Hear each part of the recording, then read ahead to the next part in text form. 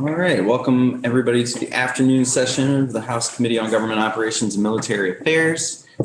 We are picking up our work on charters with page 490, which is the approval of the merger of the Village of Lyndonville and the Town of Linden.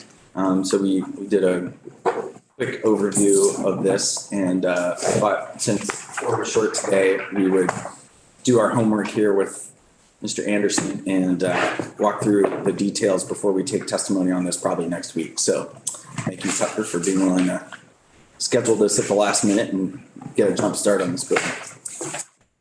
Good afternoon. For the record, Tucker Anderson, Legislative Counsel. H490 is a bill to approve the merger of the Town of Linden and the Village of Lyndonville, to repeal the Village of Lyndonville's charter and to enact the charter of the Town of Linden as a unified municipality. Section 1 of the bill approves the merger, the enactment of the new charter, and the repeal of the village's charter. The proposal of merger was approved on November 8th, 2022 by the voters of both the village and the town, which is a requirement for merger. Section 2, beginning on page 2. Up front, I will note that typically you have charter provisions, permanently enacted provisions, right? Well, it's permanent as the General Assembly determines they will be, subject to future amendment. And then you have transitional provisions that might come into play that would typically not be codified in law. They would be in session law, the white books, as we typically call them, because they are temporary in duration. The proposal that the Town of Linden has put forward uses a mixture of both, where they have put some of the transitional provisions into their codified charter, and I'll flag where those temporary pieces are when they're codified, and then at the end we'll get to transitional provisions that are truly session law, truly transitional. All right. In subchapter 1, the general provisions within the charter. In section 1, we have the details of the merger of the town and the village. Section 1 sets out the general terms of the merger and states that liabilities and assets will be transferred from the village to the town. If you look at line 7, there's the express agreement built into this charter provision that the town is going to assume and agree to pay all of the former village's debts, and that they assume and agree to perform all of the village's duties and obligations owed to third parties. So you have a codified assurance here that if there are any creditors lingering out there in the universe, that the town is agreeing that they will pay off all those obligations for as long as they exist. Section 2, we can quickly move through. This is the same restatement that you see and that I flag every time. It exists in Title 17, saying that the general law still applies to the town despite the fact that they're a chartered municipality. Moving on to page 3, similarly in section 3, this is more of that boilerplate belts and suspenders language. First, asserting that the town has all the powers that are granted to towns by the Constitution and laws of the state and this charter, together with all of the implied powers necessary to carry out those powers. Subsection B, the town here is codifying the authority to acquire property within or without its corporate limits. This power already exists.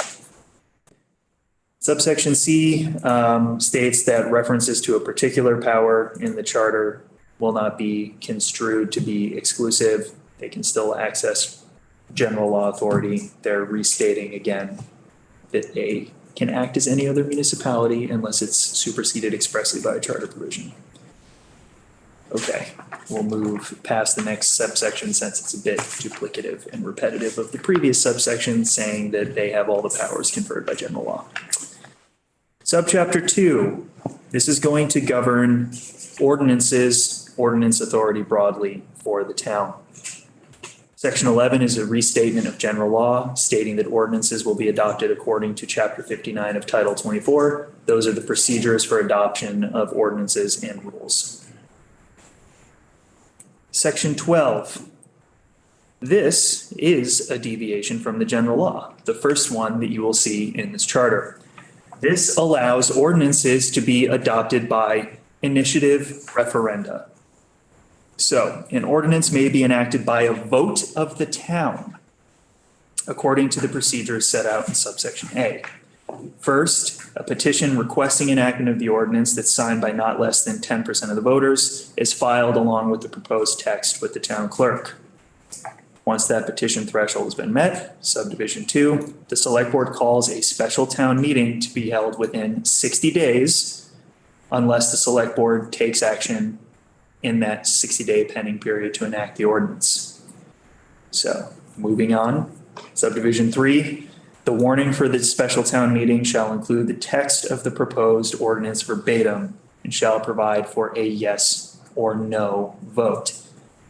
This is a long-winded way of saying that the legislative body, the select board of the town, cannot alter the proposed text of the ordinance. It is presented exactly as it was petitioned. In subdivision 4, the ordinance is adopted if at least 15% of the town's registered voters vote on the question to adopt the ordinance, and a majority of those voting vote for the ordinance's adoption. So at least 15% of the registered voters have to show up. If a majority of that 15% or greater votes for it, the ordinance is enacted. Moving on to page 5, in subsection B, any ordinance adopted pursuant to this authority shall take effect on the 30th day following adoption. This is an interesting thing to look at here. Policy choice behind this, perhaps. The standard effective date of any ordinance adopted by a legislative body is 60 days after a legislative body passes the ordinance. So here you have ordinances adopted by this permissive referendum being effective 30 days after the vote takes place. There are general law provisions governing petitions for reconsideration and petitions for rescission, depending on which procedure comes into play, and petitions for permissive referenda concerning ordinances. And those can be filed within 44 days of the passage of an ordinance, which is why they typically take effect 60 days after the ordinance is passed. So this would make it so that potentially you could have a petition to reconsider an ordinance, but the ordinance could be effective for 2 weeks during that period where the voters have the opportunity to reconsider. Was this language taken from another existing charter, like one of the town or the village's own original? Quite possibly. There are 10 or 12 municipalities, chartered municipalities, that have this sort of initiative ordinance authority. Each one of them has their own kind of unique flavor to it. So this is the only one that I can think of that has this 30-day effective component to it. How about going back up to number 4 and that 15%? Is that a standard percentage or is that unique? The majority of the municipalities with initiative ordinance provisions do have threshold requirements for how many voters have to be present. But some of them use this floating target, which is 10 or 15% of the voters who participated in the most recent annual meeting. So that might not actually be 15% of the registered voters. It could be 10 or 15% of 15%. But I have a list of all of the initiative ordinance municipalities that I can send to the committee, and it breaks down the guardrails that each municipality has in their charter, the procedures that are put in place, and the timelines. So I'll send that out. Thanks.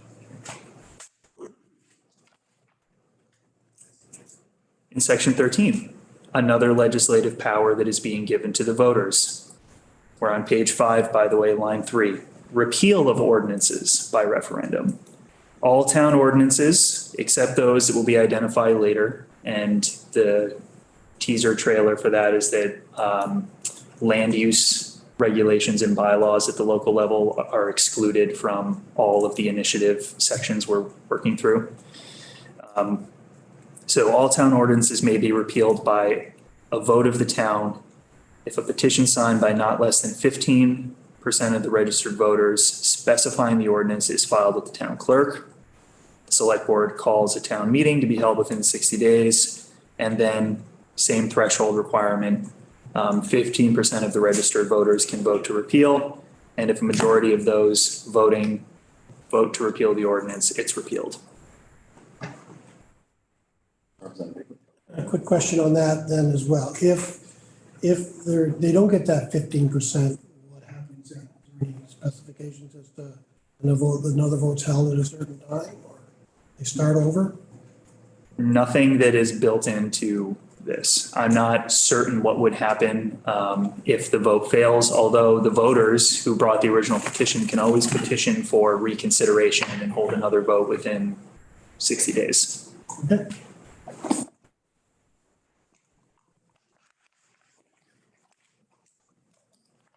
Section 14, penalties for violation of an ordinance. I flagged this the other day because I believe this is, to my knowledge, this is the only ordinance penalty maximum that reaches this level in all of state law and in any of the charters. Town ordinances may provide for a fine not greater than $10,000 for the first violation of the ordinance. And then there's this clause that follows, and I have tried to use my legal analysis skills to understand what the intent of this clause is, and I have to admit that I have failed a bit, so I will just read it. The amount of a particular fine to be determined by the select board on a case-by-case basis. Reading that clause, I first assumed that the intent was to state that when the ordinance is adopted, that the select board will determine what the amount is up to $10,000. But that would already be part and parcel of the power to adopt an ordinance with a fine up to $10,000, and no language passed by the General Assembly is superfluous, as we've stated. So this clause has to mean something. And it almost sounds like it sets up a quasi-judicial process where the select board determines the fine that's applied to a particular case. So this might be something that needs to be cleared up so that this isn't interpreted as allowing the select board to review a fine that's applied to a particular person in a particular case and determining what the fine is in that instance. On a case-by-case basis. I think we'll clear up that section if we move this forward. What could go Yeah, wrong? no subjectivity there. Yeah. In addition, in subdivision 2, discretionary authority given here, the town ordinance may provide that each day a violation continues may constitute a separate violation. Parker, can you remind me, if you have it off the top of your head, what the typical highest threshold is for fine for municipal ordinance The violation? general law is $800. Yeah, so we might wanna, That escalated quickly. yeah. I wish, yeah, we'll get some testimony. Representative Chase, go ahead. Do you have any knowledge or examples of what the sorts of things that they have fines set up for currently? Yes, everything that's enumerated in general law in section 2291. So public nuisances, signs, sidewalk regulations, some traffic regulations, parking. They are abiding by chapter 59, which they noted in that early section. I think it was section 11. So they have to adopt ordinances either civil or criminal.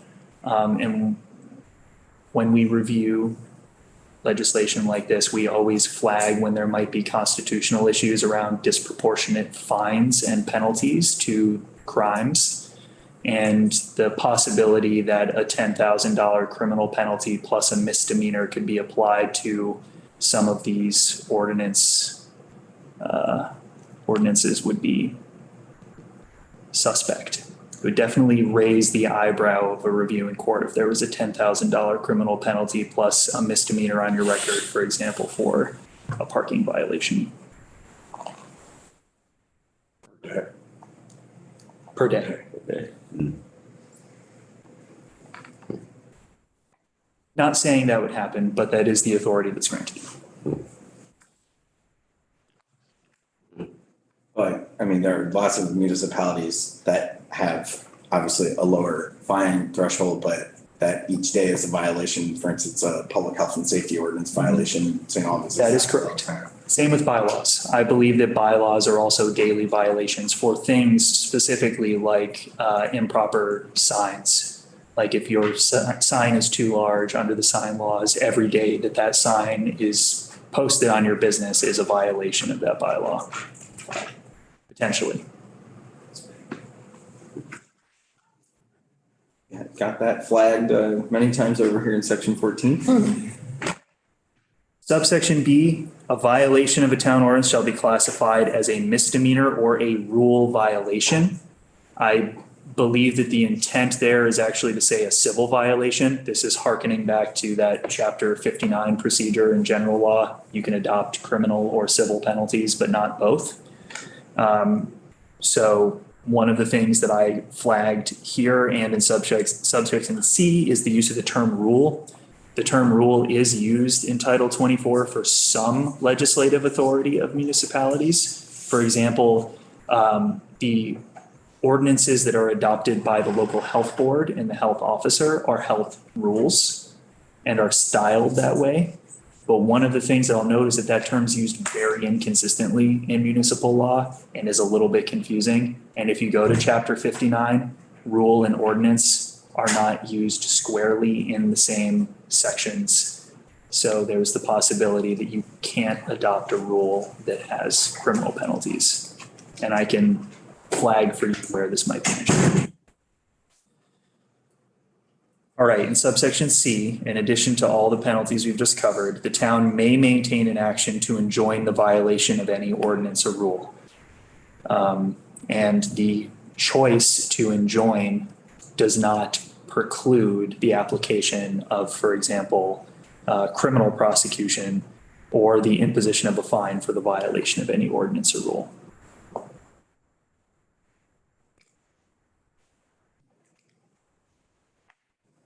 Section 15 requires the town clerk to prepare and keep a book of all ordinances in the clerk's office and in the Cobley Library.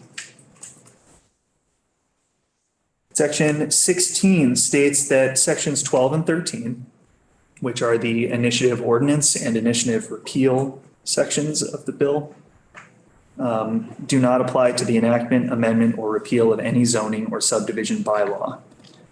Or to the enactment, amendment, or repeal of any municipal plan or vote on a comprehensive regional plan.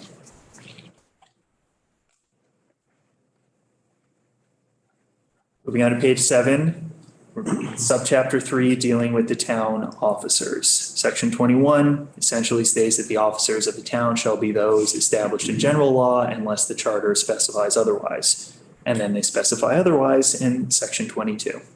The elected officers in the town are enumerated in section 22. 5-member select board, 1 moderator, 5 library trustees for the Cobley Library. Subdivision 4 is very interesting in its structure. 3, 4, or 5 listers as determined by the select board. So you have a structure here where the listers are elected by the voters, but the number of listers on the board are determined by the select board. And we'll get to a section later where the mechanism for determining the number of listers is put in place for the select board. Do you happen to know if the current town or village, well, I would assume it'd be the town charter has this kind of structure?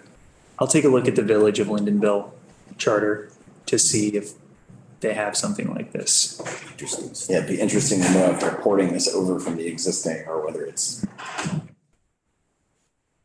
I don't like it. We're listers. They don't know whether they're gonna be win it or not, or. Well, they would know before the election. We'll talk about the mechanism once we get there. Let's figure that out once he tells us how they're gonna. I didn't know we'd have an opportunity for laughs in the middle of this. I think this is great. I say something about how we're becoming a little quieter about charter. I'm just trying to clear the decks a little bit, Representative Murwicki. Okay, subdivision 5, a town agent. I'll note that town agent largely eliminated from general law, but they're electing to keep theirs and to codify it in their charter. Town clerk, trustees of the Sanborn School Fund, justices of the peace as determined by the Vermont Constitution, and a town treasurer.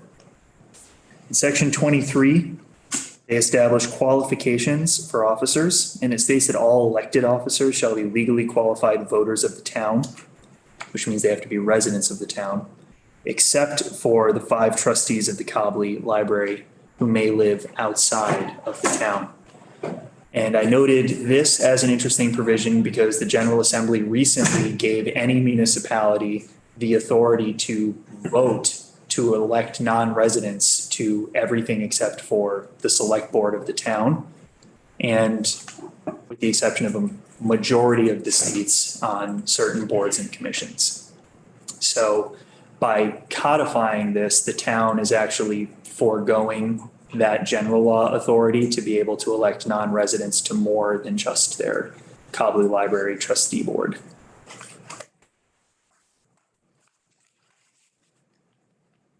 Section 24, all of the officers that were listed in section 22 are elected by Australian ballot. Section 25 deals with vacancies in the town offices. Whenever one of those elected officers identified in section 22 resigns, moves outside of the town, dies, or becomes incapacitated, the office becomes vacant. Generally aligns with the vacancy provisions in general law. Here's where there's a deviation. In addition, if a member of the select board specifically fails to attend at least 50% of the select board's meetings in any calendar quarter, the member's office may be declared vacant by the vote of a majority of the select board held at a warned meeting.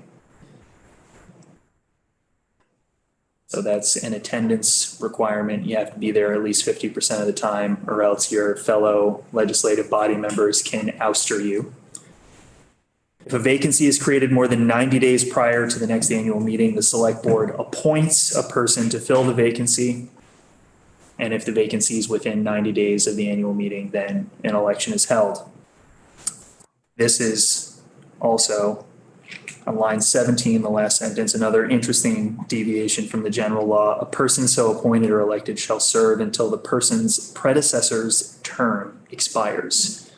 So they're not appointed to fill the position until a replacement can be elected. They're appointed to fill the position, period. Is that common, or are there examples of that? Typically, the structure is that you're appointed until the next meeting when the voters can select a replacement for the position. Those are the default terms.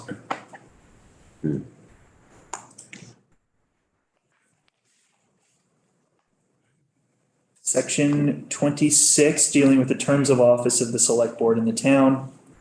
Members are elected for 3-year terms. And it says in subsection A that each member of the select board is elected for 3-year terms. As we covered with the St. Johnsbury Charter, typically 3 members are 3-year terms. And then if you have a 5-member board, those 2 additional members get either a 1-year or a 2-year term, depending on how you structured it in the vote by the town.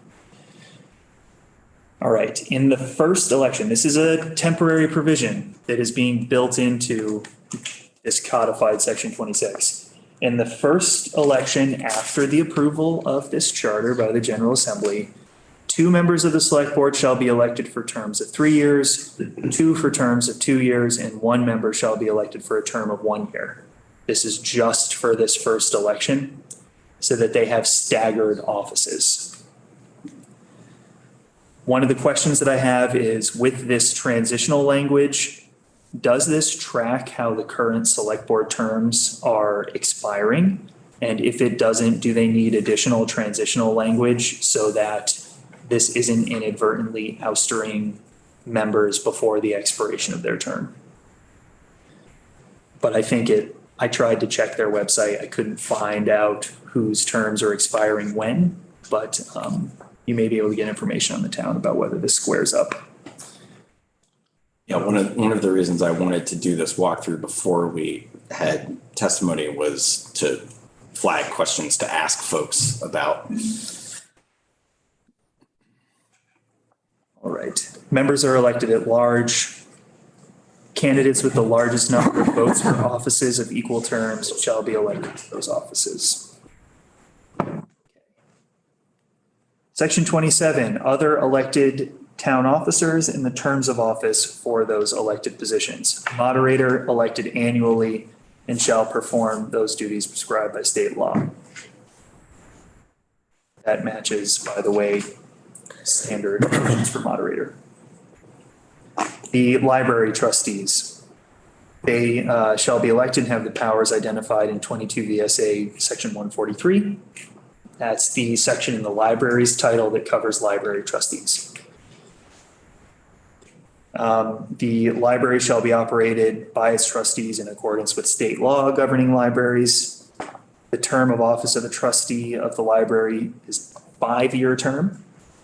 And those trustees in office on July 1st, 2023 will continue in office until their terms expire. The Cobley Library building, the parcel of land on which it is situated, and all the contents thereof, I believe thereof is supposed to be both the land and the library building, are acknowledged, declared, and confirmed to be property of the town. Okay. Moving on to page 10, the Board of Listers in subsection C. The listers shall consist of 3, 4, or 5 members as determined by the select board. The terms of office shall be 3 years. Those listers that are in office on July 1st, 2023 continue in office until their terms expire. If the select board increases the number of listers to 4 or 5, it shall determine the term of office of such additional listers not to exceed 3 years. So not only does the select board determine the number of listers that can be elected at the annual meeting, but they will also determine the terms for the additional 2 listers. Tucker, if I'm sending us down a rabbit hole, please feel free to tell me. But if the select board says, okay, we're going to add 2 more listers, so we're going to do the 5, do they immediately create a vacancy by doing that? Or are they saying we're creating these positions and at the next annual meeting we'll elect these listers? I think it would be the latter, unless the determination is made and they decide to hold a special town meeting to fill those positions.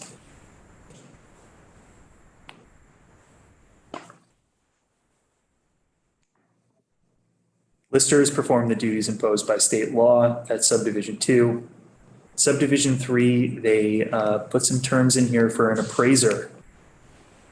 With the approval of the select board, the listers may appoint an appraiser to assist the board. An appraiser that is appointed in this manner shall have substantial experience appraising the value of real property and shall be an employee of the town under the supervision of the listers at a salary and with benefits established by the select board. Do the listers have that authority to appoint? They do in this charter. No. Okay, thanks. They do now. That's a great way of putting it. They might in the future if this passes. Boards of lister, it's usually the select board that appoints an assessor, right? Not a board of listers, I think is what Representative Higley might be getting at. Yeah. Interesting, all right. There's another flag for us to ask about.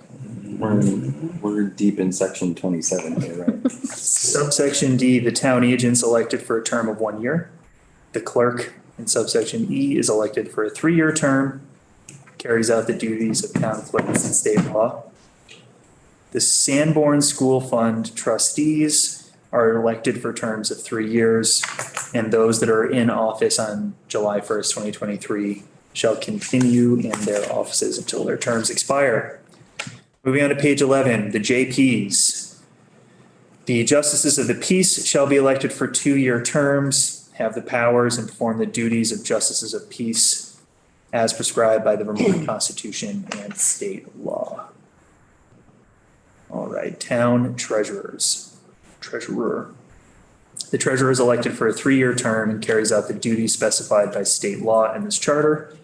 They then specify some of those duties in subdivisions 1 through 5.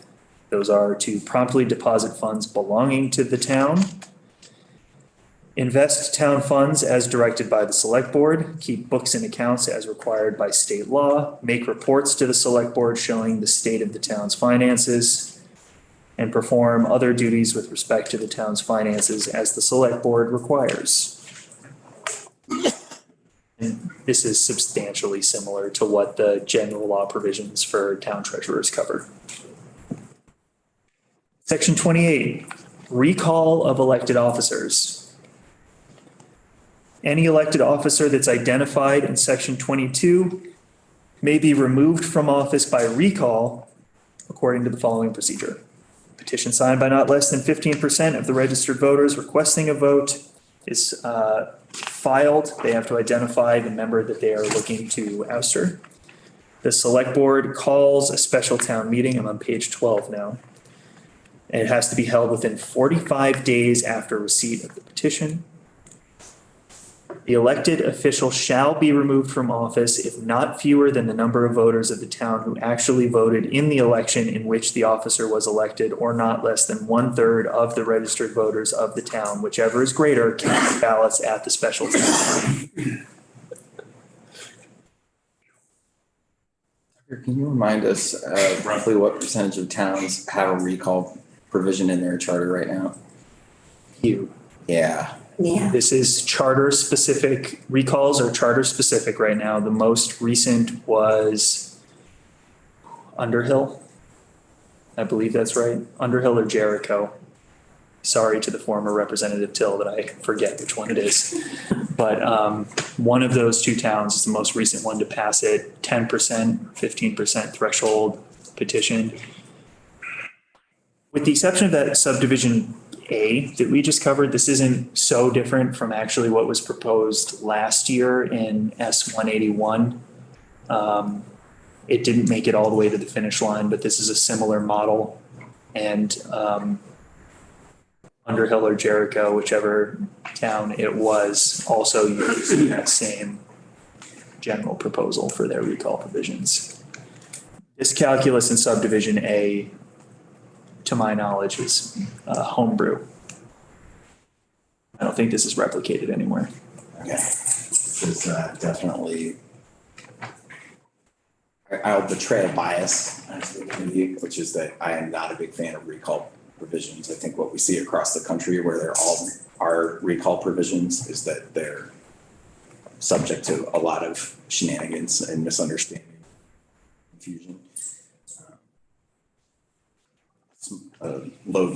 Low turnout recall can have a big impact on the management of a legislative body or a town. Yeah, we'll look at this. Thanks, Tucker. Okay. Still requires a majority vote if you've met the threshold calculations in subdivision A. Subsection B, if the town votes to remove the elected officer, the office becomes vacant and the select board fills the vacancy under section 25. Votes on recall petitions are done by Australian ballot. Section 29 requires the town's officers to be bonded. Moving on to page 13, subchapter 4, provisions governing the select board. Section 31 establishes the select board's powers and duties. Subsection A states generally that the select board is the legislative body of the town. Subsection B, in addition. Evans has a question. I have a question just going back to the recall. So the way this works right now, conceivably, somebody could, they could have a recall position. So people could show up, enough people could show up to vote to remove that person. But then the position is vacant and that person could immediately run again for the same office. Is- Are you asking whether that's permissive here or? Yes. They could run for the position if the recall occurs within 90 days of an annual meeting, in which case an election is held. But as you'll recall from the vacancy provisions in this charter, if you're outside of that 90-day window, the select board is going to appoint a replacement that shall fill the remainder of the term of that office.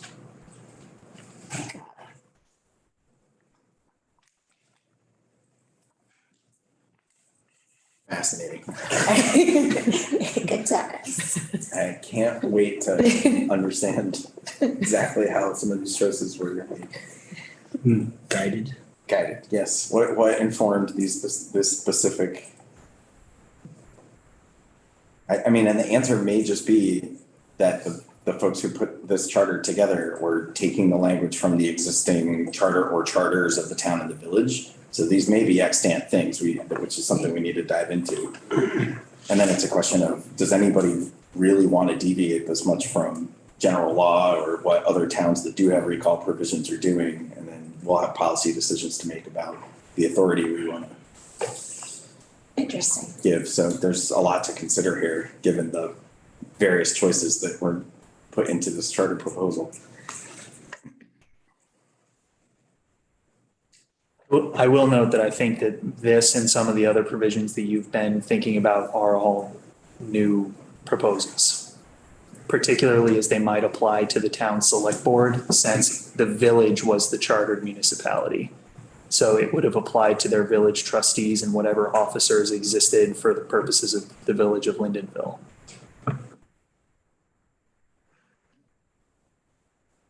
Representative Chase? Are there any recall provisions that have a requirement that more people must vote for the recall than voted to put the person in office in the first place? Like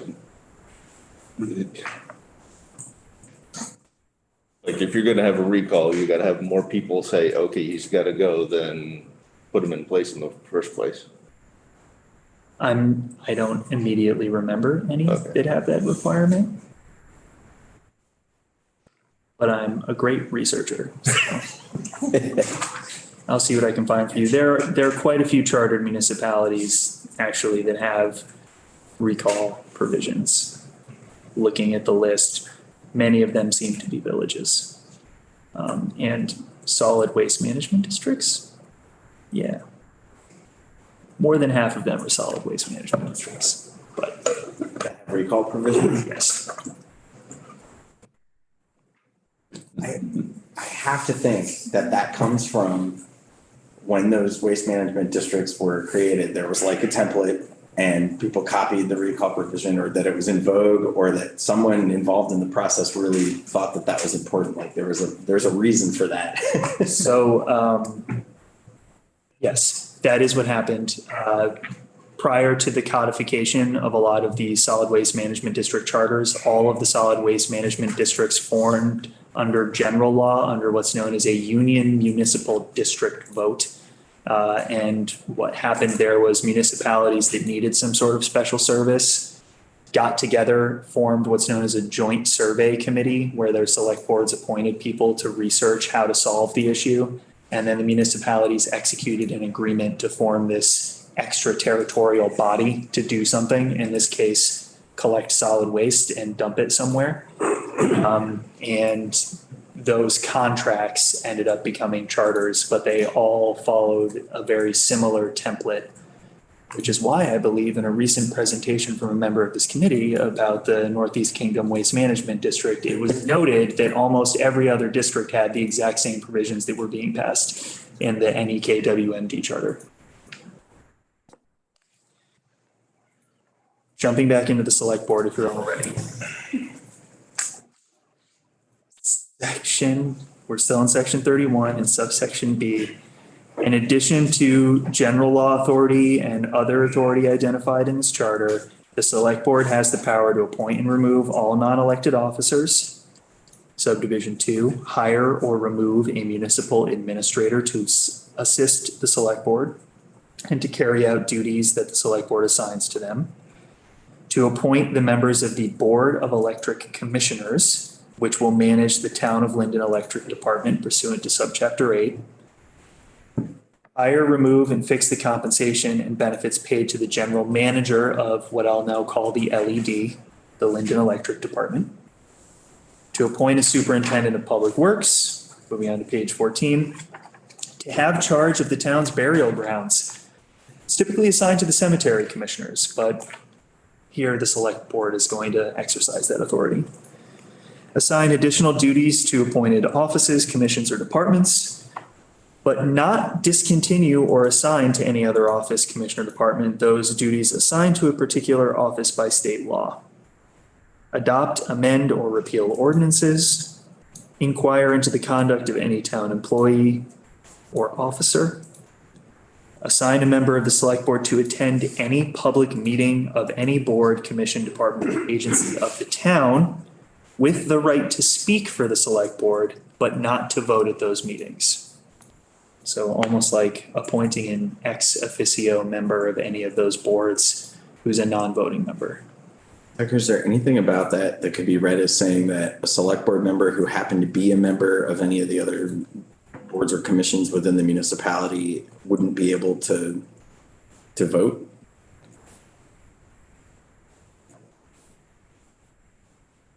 I will have to think about that question. My first blush reading, no, this would not prohibit those select board members from occupying other positions because it's not an incompatible office by these terms. This would give other members the discretionary authority to appear at those meetings and voice the opinions of the select board without having any right to vote. Understood. Thank you. Members of legislative bodies have so much time to do that. I'm sure this will be exercised very frequently. Subdivision 11, to establish one or more areas apart from the rest of the town as special service districts. So our tax analysis ears should go up at this point. To provide the districts with special municipal services not provided throughout the town and assess a tax on the grand list of the taxpayers in that district to pay for the services on the condition that a special meeting of those voters shall be called in the same manner as a special town meeting to vote on the creation of the district and therefore the authority to be taxed for those district services.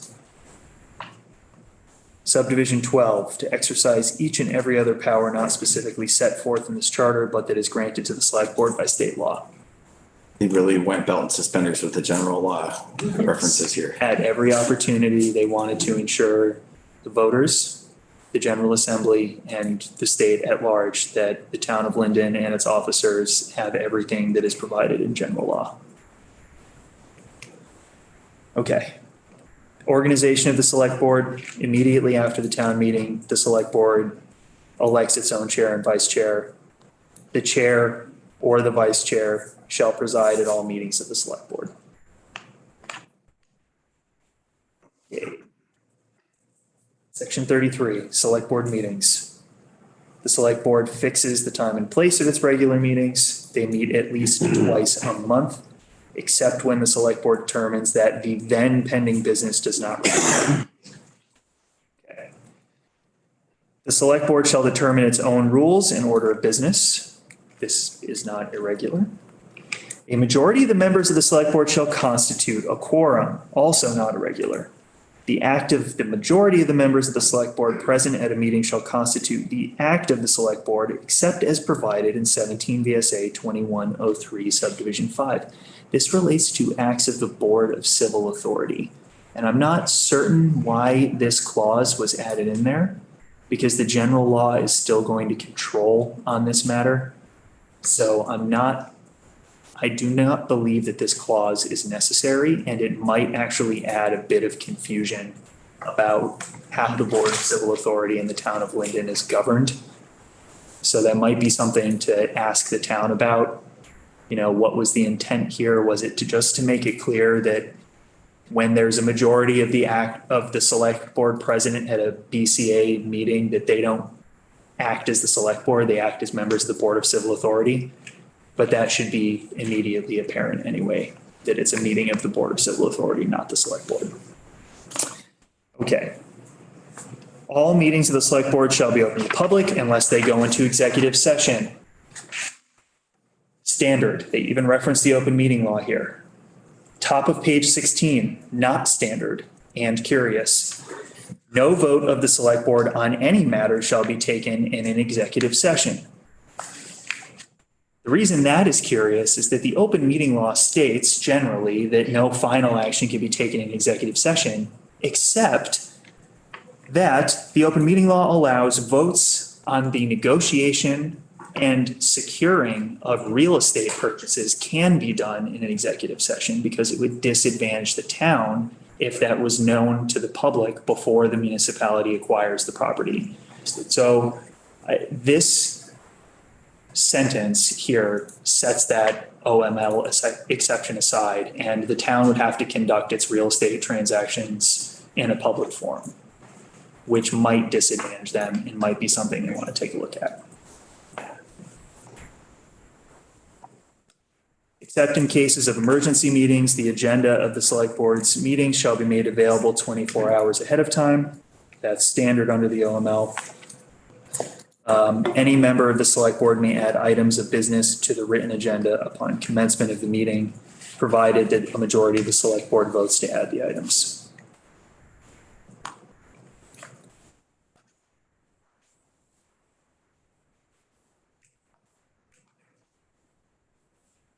Sorry, I have to write a note for myself. Does that get in the way? I suppose they can add agenda items, but could they add something for a discussion and vote that wasn't warned?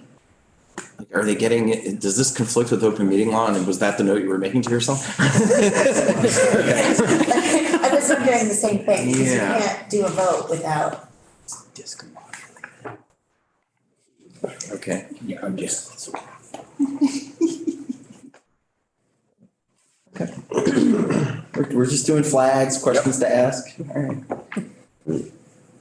Section 34, the select board is required to keep an official written record of all of its meetings.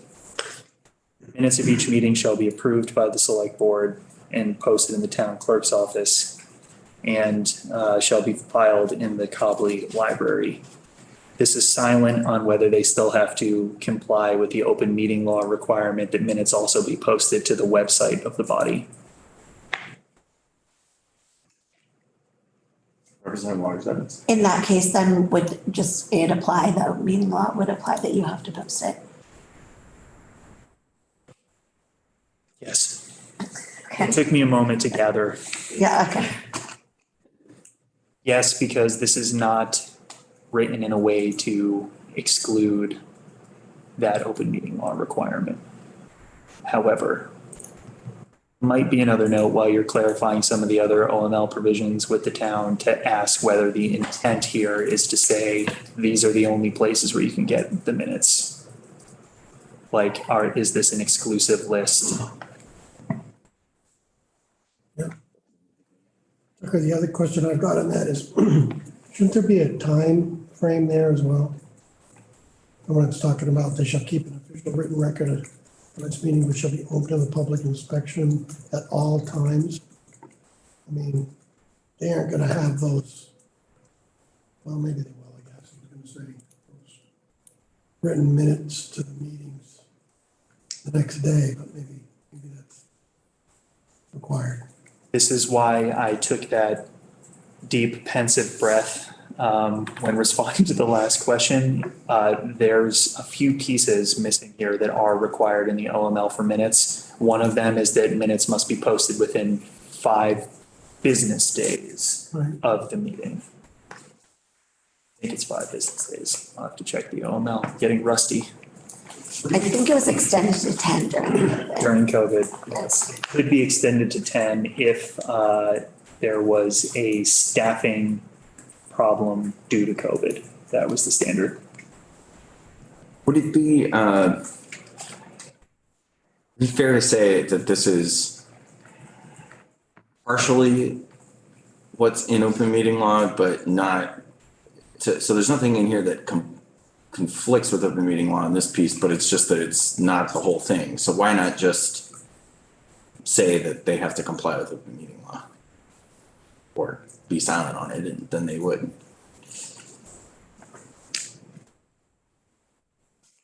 Yes, Okay. Great. yes. The Springfield Charter, which this committee worked on extensively, did do that. Springfield used to have very specific open meeting and public record provisions built into its charter. In fact, when the Supreme Court handed down its decision on the Public Records Act, where you could charge for copies but not for inspection, Springfield still had a charter provision that allowed them to set their own fees for the inspection and copying of any records belonging to the town. But they went back in and just referenced the open meeting law and the Public Records Act because that's what they had intended to do with their own language to begin with, and hadn't intended these deviations possibly from standard law. So maybe that's something that the town would consider here, is referencing the general law, unless they want something unique. Section 35, dealing with the compensation of the town officers. The select board fixes the compensation of those officers. Moving on to page 17, section 36, dealing with the budget. The select board submits the proposed budget to the voters to be voted on in the annual town meeting. The vote of the town shall constitute the approval of the amount in the budget. The select board may reallocate the sums that are approved within the budget to pay for expenditures in different amounts to the extent necessary to deal with unexpected or changed circumstances. If the approved budget proves to be insufficient, the select board may call a special town meeting to vote on an increase to the budget. Generally aligns with how budgets are proposed and approved at the local level. There are some instances where certain types of funds that are approved by the voters cannot be commingled with other funds. Used to be back in the day, your town highway funds couldn't be moved back and forth, for example. All right. Subchapter 5, dealing with town meetings and elections. General law applies according to section 41. In section 42, an annual town meeting for the consideration of the budget, election of officers, or other town business shall be held according to general law. Special meetings may be called by the select board to consider any business for which state law requires or which the select board deems it desirable to obtain the approval of the voters of the town. Ballot boxes at any election shall be open for a minimum of 9 consecutive hours as specified by the Board of Civil Authority and warned by the Select Board.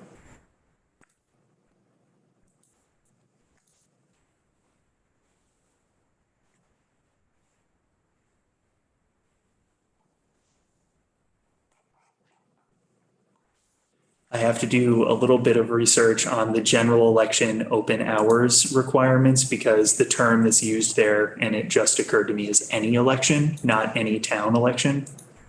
And I meant the polls be open until 7. yes, that's why I just made my note. A minimum opening. Yeah, so so they have to say open until 7, but there's no opening time for the polls to open in the morning. There is you must say open until, but not an open at. So this would That means box them in anyway on a timeline. 10. Do we have to open by 10 a.m.? No, there's not a It's- universal requirement. Yep, it's just merely until.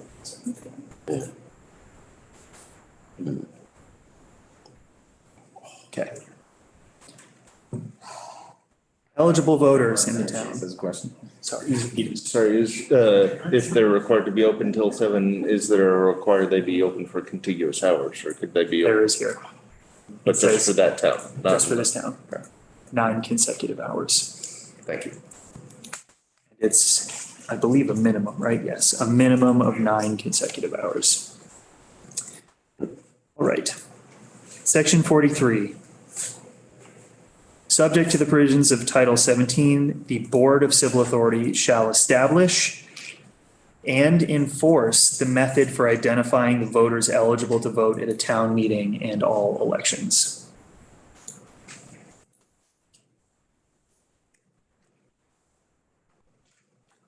Polling places in any annual or special town meeting held to elect officers and vote on all questions to be decided by Australian ballot. The BCA shall establish polling places as it determines are required. Section 45, postponing and Ask you about section Yeah. 43. Do we have towns that are doing different ways of determining who their eligible voters are anywhere else in charters? That seems really unusual to me, but maybe I missed something. Or is that just a reference to general law? Like the Board of Civil Authority obviously does the, notices. this is another instance where maybe the language has to be clarified with what the town and the village were intending, because it may be intended to reflect general law and general municipal practices, but the language might be more specific in the words they're using and could be interpreted to give them different authority. The BCA, for example, does have the authority to review a contested voter's status. My question would be, is that what they intended to say by enforce the method for identifying voters eligible to vote at a town meeting?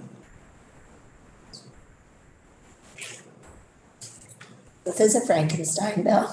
But that's what we. Well, I mean, so to be clear, like any of the big wholesale charter rewrites often are this, right? This is not completely unusual for this committee to see. It's a lot. Yeah. But doesn't anybody go over this before they submit it to us? Says every user. I mean, this is like every other paragraph has something.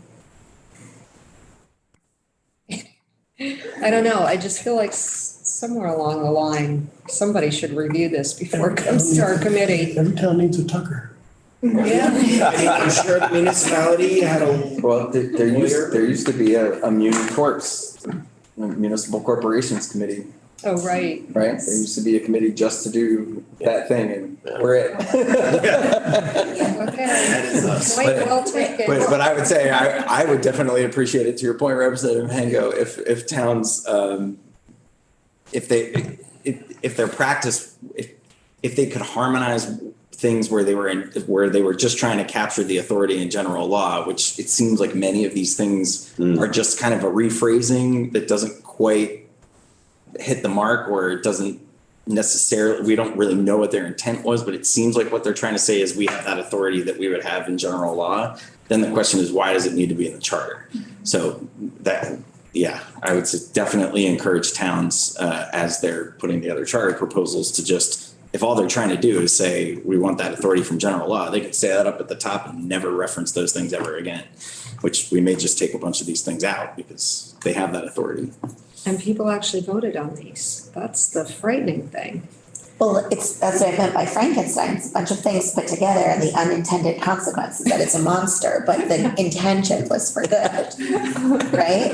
Well, it's the old thing, democracy is the best form, it's the worst form of government except for all the other ones, right? Yeah, right. And the public certainly isn't aware of all the ins and outs. Oh, Yeah. no, absolutely, but you would think that That the sounds good. municipal attorney might go over this stuff. Well, somebody. Well, so before we malign the folks in Linden too much, we'll get some folks in here to try to help us through some of this. No intention to malign. I have a question that's really, really very elementary, and I probably don't know the answer to it. My towns have never had charter changes that I'm aware of in recent history. The voters don't look at this type of language. They just look at like a warning article. Correct. Oh, well, that explains it. No, Yeah. unless they're one of those people that dives into, yeah. Okay, yeah, I had no idea what it looked like on a municipal ballot. That is a very good question. Tucker can probably add as much. 6 years ago, 17 VSA 2645 was amended so that specifically that issue would be addressed. And it is required that the voters be presented with each proposal within a charter proposal. And that the language of the charter in its entirety is available in or near the ballot booth. And that was put in there by the Government Operations Committee because they saw so many ballots that asked a single question and didn't include any of the charter text.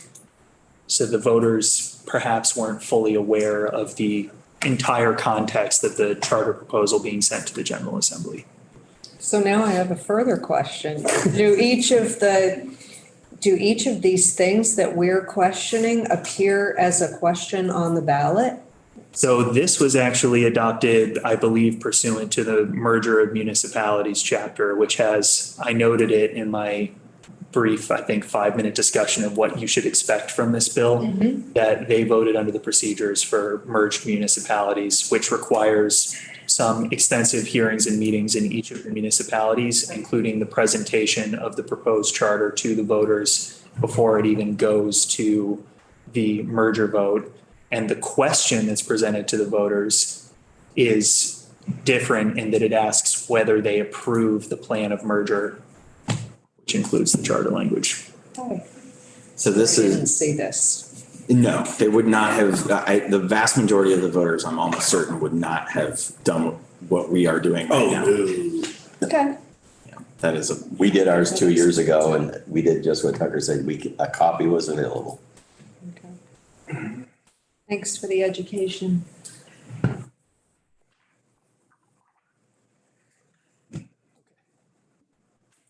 Been trying to do some background research. I will tell you that I did look at the other recall provisions, and it appears that Linden did borrow the threshold voter percentage from a few other municipalities, including Middlebury, which you recently visited.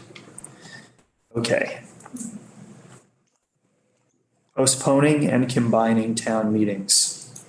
Select Board may postpone the vote on any question to be voted at a special meeting to the following annual meeting or a November general election if the special meeting is scheduled to occur within 75 days of either of those other either annual meetings or general election. All right, the Select Board may not postpone a vote if the vote is for purpose of using or discontinuing the Australian ballot system for budgets. Remember, you can't use that Australian ballot at the same meeting in which you approve it. So they are aware of it and have baked it into their charter. all right.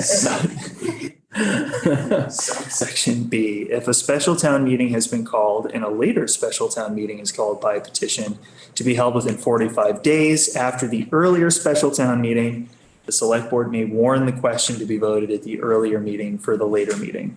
They can combine them. Wow. What?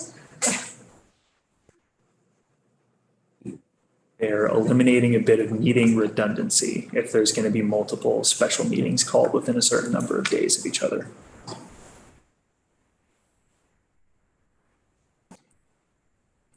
There seems to be an anticipation of the things in here that it's almost as if, because there's the petition that they're sort of like, well, what happens if, and then in the unlikely event that there are multiple town meetings scheduled closely together, they're just saying we can combine those meetings. Combine those meetings and according to these terms, push it out to the latest of those meetings within that 45-day period.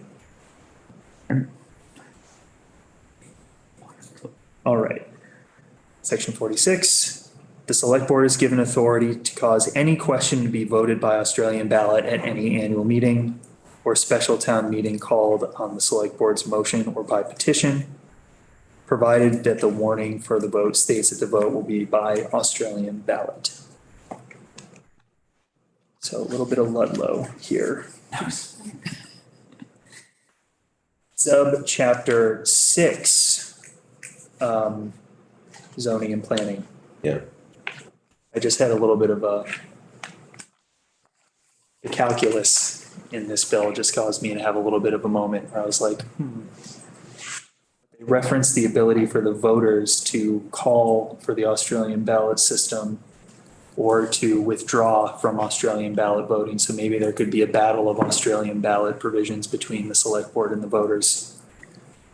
And they would combine all those questions into one special meeting. All right. You see the, Zoning and planning. yeah, the typo there.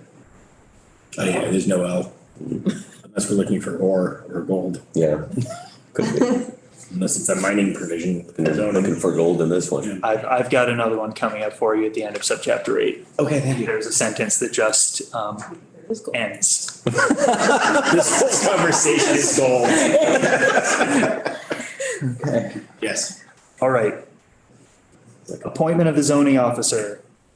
The town zoning officer shall be appointed by the select board and serve for a 3-year term or until a successor is appointed. The zoning officer may serve 2 or more consecutive or successive 3-year terms. Applicability of state law to municipal land use matters. All of their land use matters shall be exclusively controlled by state law, except as otherwise provided in the charter. Section 53. Section 53, these are somewhat common provisions in charters when we're dealing with merged municipalities. This is ensuring that the current zoning ordinances that were adopted in the town are going to continue through the merger of the municipalities. 64. Must have been on the front end of zoning and because it's 64. Mm-hmm. Wow. And then they adopted their subdivision regulations in 1996. Okay. Section 54, the DRB, the Development Review Board and Planning Commission. Got the L in there that time. I should also note that those spelling errors are my fault. Yes, it's hard when there's capitals. Word doesn't show you that you misspelled something. All right. Copies of the minutes of the DRB and the Planning Commission shall be filed and kept in the town clerk's office and shall be available for inspection and copying by any member of the public during normal business hours. Moving on to page 21, copies of all the municipal land use permits, certificates of occupancy, and notices of violation shall be filed in the town's land records. Those are the town real property indices kept by the town clerk. Subchapter 7, dealing with their fiscal matters. Section 61, Linden's fiscal year commences on the first day of January. They do state here it commences on the first day of January and ends 12 midnight on the last day of the following December.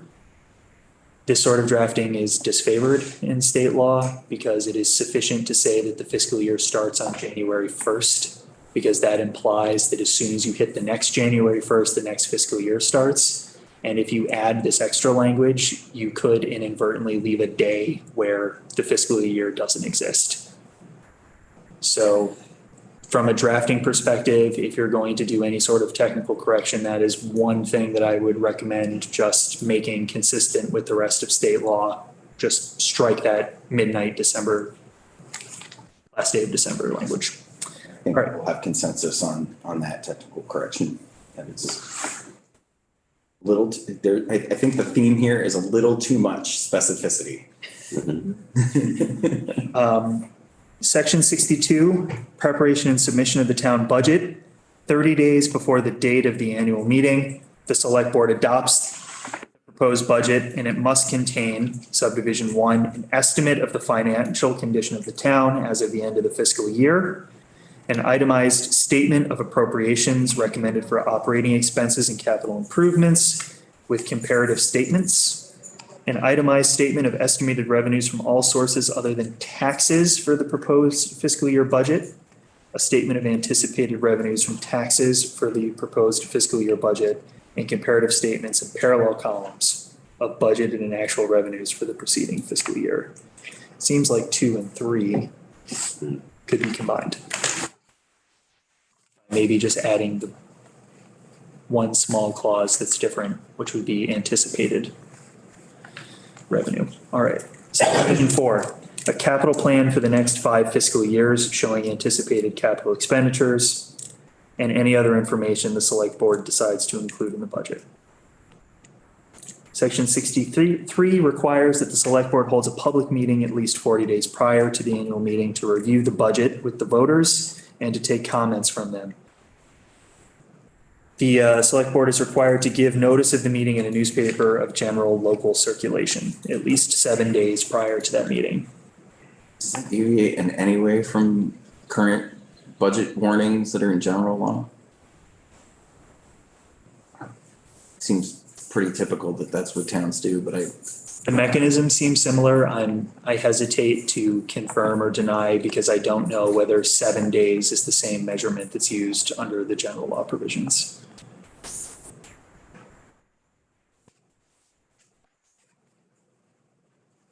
Right. At least 10 days before the annual meeting, the select board publishes in a newspaper of general circulation, stating the amount of money that the town anticipates must be raised by taxes and to be voted at its annual meeting. Okay, section 65, the proposed budget in its final form shall be printed and made available to the legal voters of the town at least 10 days prior to the meeting. Section 66, we're on page 23, the failure to perform any of the duties that are outlined in this fiscal method subchapter or the failure to perform any of the duties within the time limits described in this subchapter shall not invalidate any action taken at a properly warned annual town meeting. So any defect in the warnings or notice would not invalidate the budget vote held at the annual meeting. Section 67, the amount to be raised by property taxes. After the passage of the budget, the select board determines the amount of money to be raised by taxes. That amount constitutes the amount of the levy for purposes of the town in the corresponding fiscal year. The select board levies the taxes on the grand list furnished by the listers for the corresponding tax year. This generally follows the general law in Title 32. Borrowing money in section 68. The incurring of bonded debt and the issuance of bonds and all other matters pertaining to indebtedness are controlled by general law. Subsection B, the select board may borrow money for the town in anticipation of taxes. The amount borrowed shall not exceed 90% of the taxes assessed for that year. Notes or orders issued for the debt shall mature on or before the end of the fiscal year. On to page 24, the town, by vote at an annual or special meeting, may borrow money under any terms and conditions and for any lawful municipal purposes as the town shall vote. Those are broadly referred to as your bonded votes. The voters can approve those debts. Subsection D, in cases of emergency, the select board may appropriate funds or borrow money in the name of the town. The total amount of money appropriated and borrowed for emergencies shall not exceed 5% of the amount voted at the annual meeting as the town budget. Notes or orders for emergency borrowing mature 1 year from the date of the issuance or earlier. Any emergency borrowing or appropriation shall be reported at the next regular or special meeting of the select board. Similarly, in subsection E, the select board is granted authority to borrow funds in anticipation of the receipt of federal or state funds that have been formally approved and committed.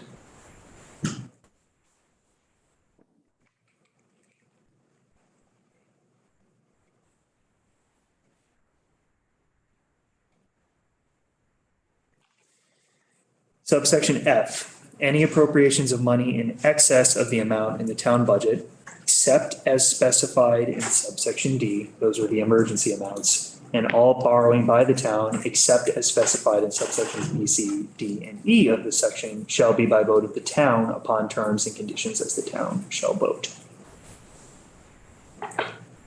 So really just subsection A.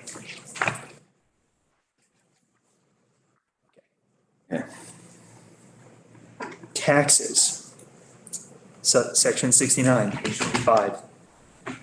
Taxes on real property shall be paid at the times and in installments that are voted at the annual town meeting. This conforms with general law.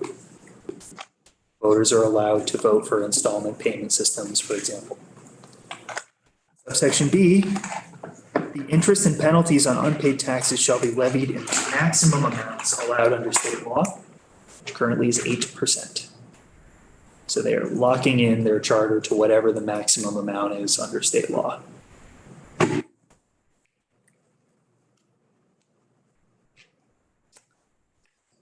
The question is, policy consideration for us there is to really ask them if they want to be locked in or whether they want the permission to have, the select board could decide interest be less than the maximum.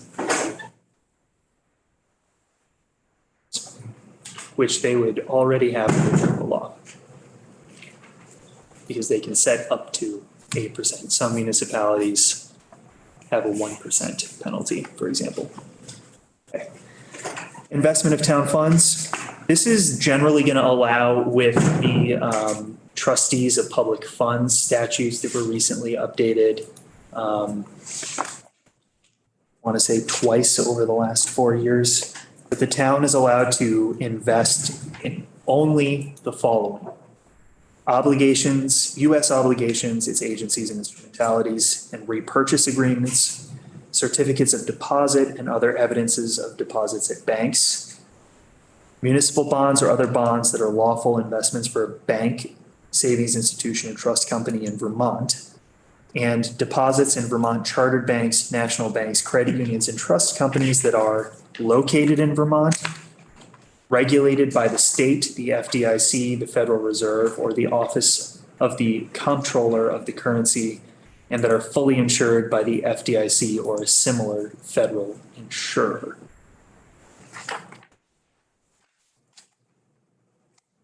Under the general law, there is permission granted currently for municipalities to delegate the investment management of their trust funds, for example, to professional fund managers in accordance with the Uniform Prudent Management of Institutional Funds Act, otherwise known as UPMIFA.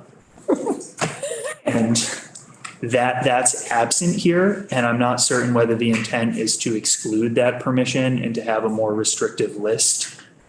Because once under the general law, you transfer that management to a professional fund manager, there's a larger list of potential investments that fund manager can use as long as it's prudent to do so under these uniform standards.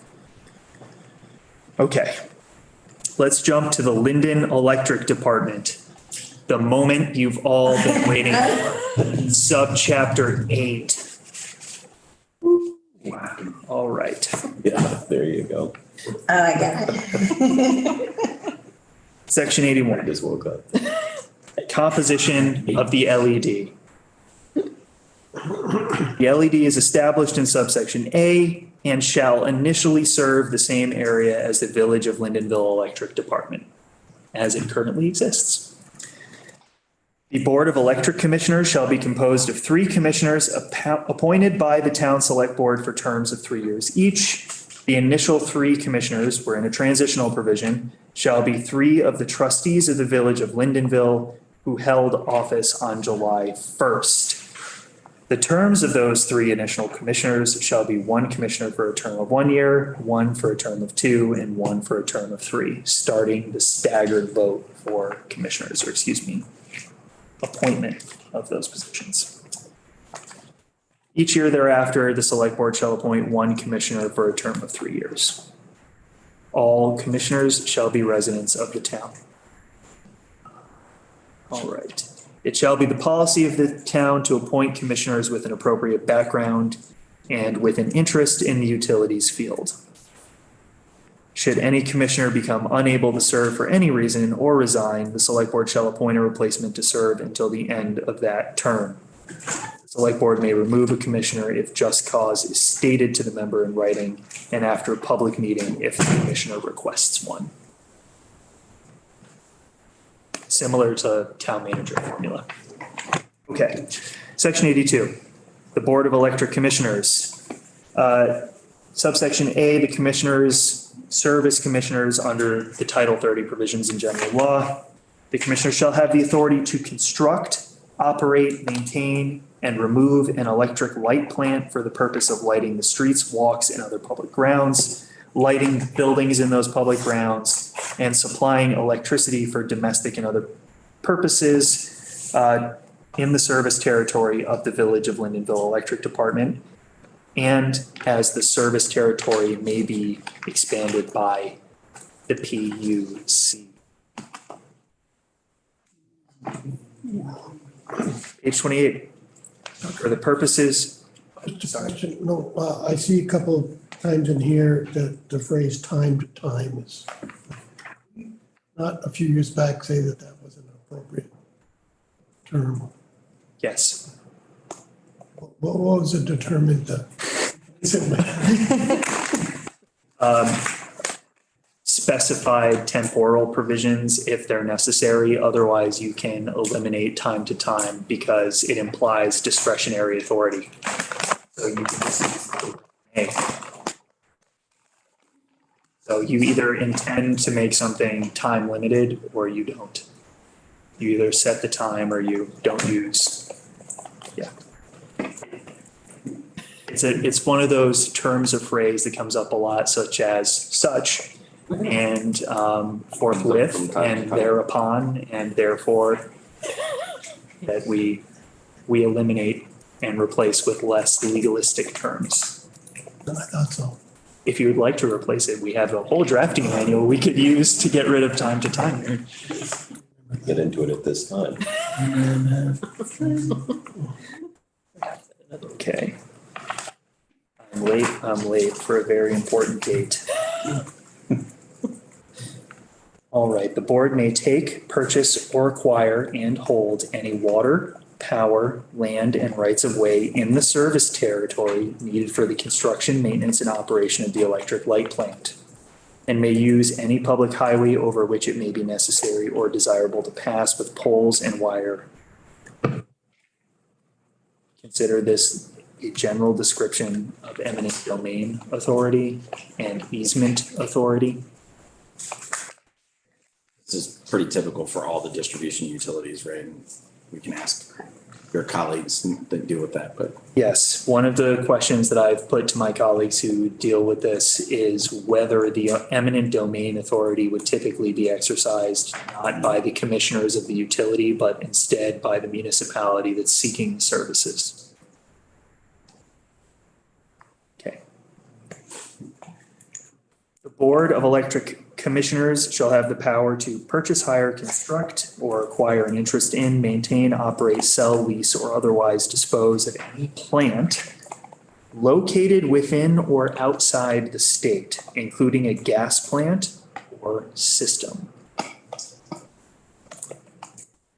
I don't know enough about the utility statutes to tell you whether this is a substantial deviation from the authority that other electric utilities are granted under statute or through the PUC for the acquisition and disposition of certain types of plants, including gas burning plants.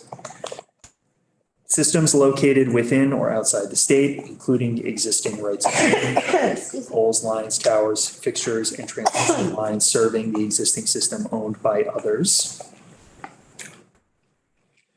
And for the production, distribution, purchase, or sale of electricity to extend, enlarge, or improve a plant or system, and for that purpose to purchase, hire, construct, or otherwise acquire any real or personal property.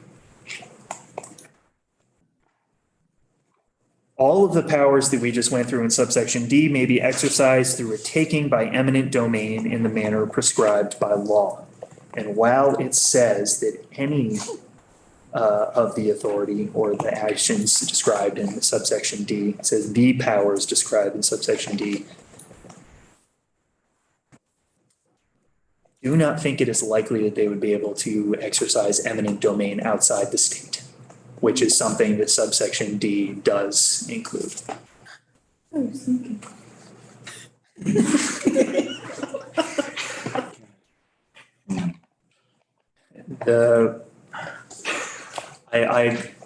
would also question whether they have the ability to use that eminent domain power in subsection E even outside the bounds of their municipality.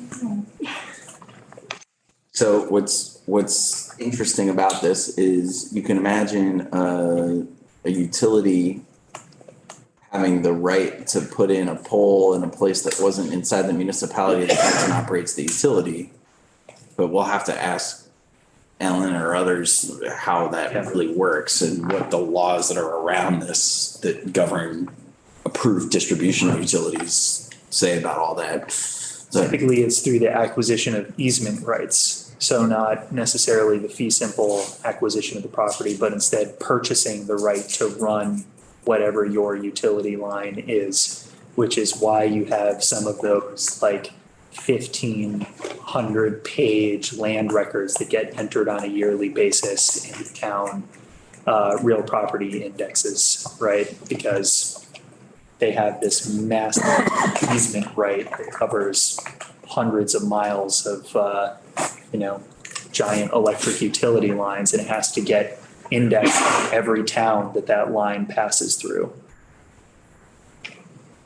So I would say, Andrea, that we should flag for the county assistant in House Energy and Environment and Energy. I can't remember what order we put the title in, but regardless, in Representative Sheldon's committee, that they probably want to at least do a drive-through bill, if not take possession of it, if we get that far. Some of this is, I think, a little far outside of our wheelhouse. We are almost there, and I can't remember if I already said this in the last 2 hours, but I did ask the attorney who deals with utilities and energy law in this area to review these provisions and to flag for this committee where the charter specific language is substantially different from what exists for any other municipal utility. And she said that she'd be able to do that for you all. Great, thank you. Okay. The board also has the power to purchase, sell, acquire, and dispose of electricity and electricity-related products, including sales to and purchases from electric distribution companies, cooperatives, municipal and privately owned companies and cooperatives within or outside the state, to make all agreements, conveyances, and regulations necessary or convenient in connection with the purchase, sale, acquisition, or disposal of electricity and electricity-related products, and to determine the rates and charges for electric service consistent with Title 30, Chapter 5. All right. Subsection G is another one of these statements where they're saying that the specific powers enumerated in this section don't cancel out the general authority that they have in Title 30 as a regulated utility. Section 83, the duties of the board. The board shall administer its responsibilities in the town of Linden Electric Department and shall have its own professional management staff. The personnel policies of the LED may differ from the policies of other departments within the town. So discretionary authority there to have different personnel policies. Subsection C, the LED shall be directly managed under the Board of Electric Commissioners by a general manager. The general manager shall perform any hiring or firing of personnel and shall have the special and immediate care and practical supervision of the LED department. All right. Subsection D, with approval of the board, the general manager shall receive all funds due to the town, LED, issue bills for services rendered, have sole responsibility to maintain books of account and execute and issue drafts, checks, and other negotiable orders for the payment of bills. Okay. The accounting functions of the LED shall be subject to review by the auditors of the town. Moving into section 84 at the bottom of page 30. Assets, finances, and indebtedness of the electric department.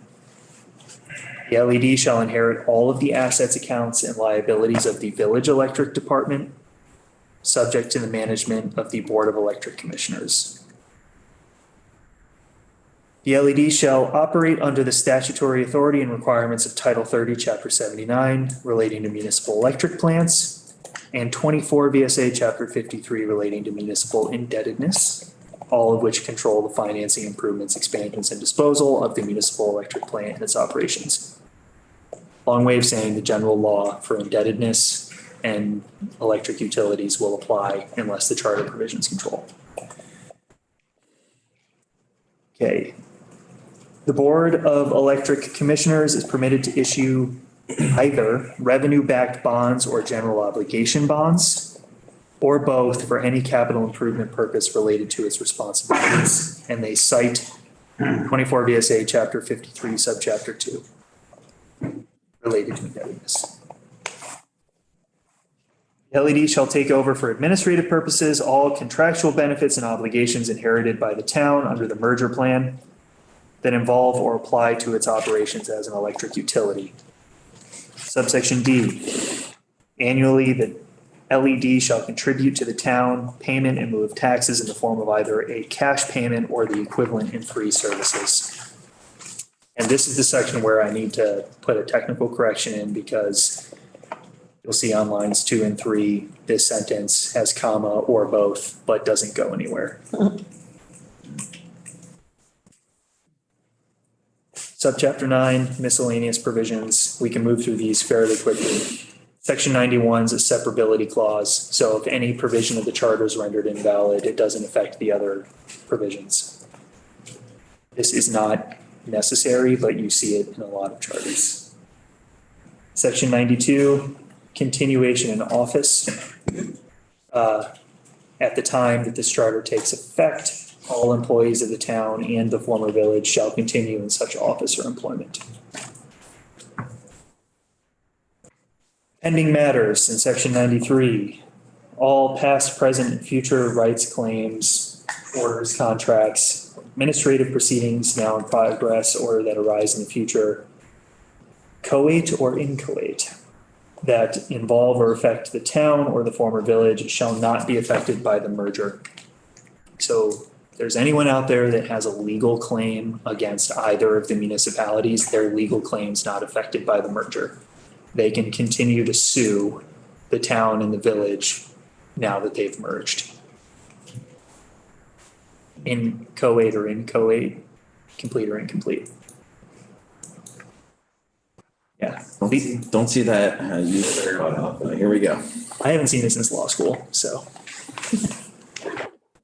Section 94, continuation of municipal laws. The current and existing ordinances, regulations, rules, and bylaws of either municipal corporation, Linden has to be corrected on line 4, will continue to be in effect, accepting only those ordinances, resolutions, orders, and regulations that are inconsistent with the current charter terms. They have a special clause on line 8 there stating that the village's regulatory authority will only continue to be in effect in the geographical boundaries of the village until they're supplanted or replaced. All right. Section 95, original copy of the charter kept in the office of the town clerk and the library. Section 96, just a statement that the charter can only be amended as provided for in general law. Section 97, charter begins with it to some extent and ends with it. Any reference in this charter to a specific state law or to state law generally shall include the statute as may be subsequently amended or renumbered and any statute substituted for that statute and having similar subject matter. So general law applies. The charter doesn't exclude general law application, and all of the general laws that are referenced in the charter include any future changes to those statutes by the General Assembly. If this section were not, that sentence were not there, it would have absolutely no impact on the actual effect of the law. But I think it's here, as so many of the other references are, just so that if you're reading this charter, you really know that that was the intent of the charter. Thanks. I will say, the intent of all of these provisions The intent is to control the construction of the charter in the case that there's a court reviewing this at some point in the future, and to make it very express. So back in the day, when you saw a lot of these provisions, that's why the municipality was doing it. That's why the municipal attorney was including these provisions. They wanted to control how the charter was being interpreted in case of a lawsuit. But they are unnecessary because that's just how the law is interpreted. All right. Section 3, we have our transitional provisions. Subsection A deals with the General Assembly's approval of the memorandum of understanding between the town and the village. Subsection B, we have some provisions related to the select board. The members who hold office on July 1st, 2023 continue to serve as members of the new select board until the first election to be held in March of 2024. Subdivision 2, 2 members of the Board of Trustees, this is for village now, who hold that office on July 1st, shall serve as members of the new select board until the first election to be held following town meeting in March of 2024. The new select board, so constituted, shall appoint the 3 trustees who do not become members of the new select board to be the LED's commissioners. So they're splitting the village trustees between select board members and commissioners of the Linden Electric Department. What if they don't want it? You could resign and create a vacancy, right? Yeah. Which could be appointed by the select board. Or someone Guys can like take out a person petition vacancy. and force them out. You learn so much, see? Yeah. All right, we're very close. Glad you all hung in there. Okay, the fiscal transition. Late afternoon earlier. So this states that the town and village both have fiscal years ending on December 31st. Something I forgot to mention earlier is that that's somewhat unique. The standard fiscal year is July 1st for municipalities. Each of the former municipalities will continue to operate under its own budget as approved at the 2023 meetings through the end of the current fiscal year. And then beginning on January 1st, they'll operate under a unified budget. After the merger, the select board will propose the creation of the Special Services District. I touched upon that earlier when I mentioned the special district taxes. That will include the properties in the former village and the grand list associated with those properties. A special meeting of the voters in the district, so the former village, will be called to approve the creation of that district. If a majority of the residents who vote at the special meeting vote in favor of creating the district, it's created. This is to balance out the authority that is granted earlier in the charter for the select board to do this anyway. All right.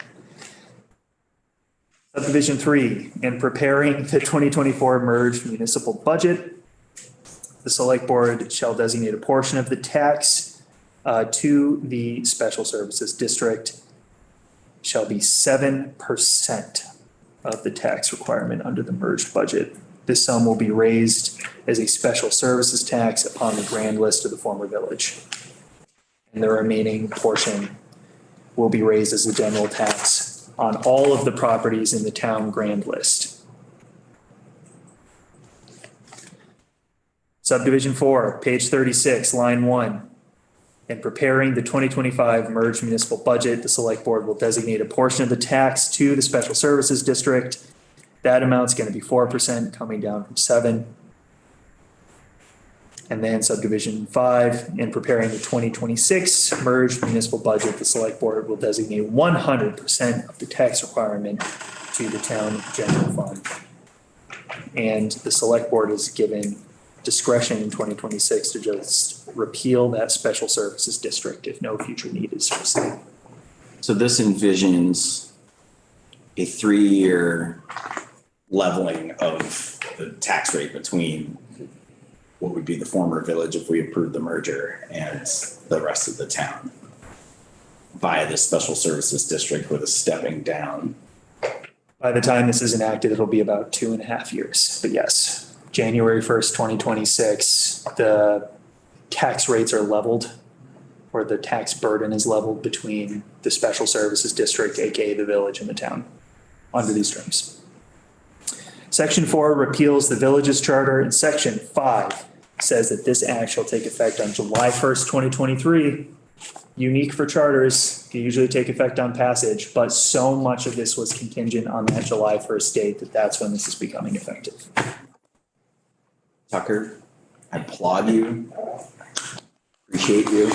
That was quite a walkthrough. So committee. Rather than do what I thought I was going to do, I want to take a preliminary step and say that I want to talk with the members who represent this district about some of the things we flagged. I have a number of notes. So I will take that little piece of homework over the next few days. At some point in the next week or so, I want to hear from former Representative Feltes and other folks from the town and the village and learn a little bit about why they proposed some of these things. But this was, I know, a lot of work. I didn't quite think it would take us that long to get through this. I really appreciate everybody sticking through and hanging in there. There's some fascinating things in here, even though I know it's a lot. So I got my gears turning a little bit. So I think that concludes our business for today, unless anybody has anything burning. We did a lot today. All very much. So for now, we will adjourn and go off live, and we'll be hearing one bill presentation and a little testimony tomorrow afternoon on the WPS Bill S-42, just the initial introduction to that bill. And we will get out of here mercifully.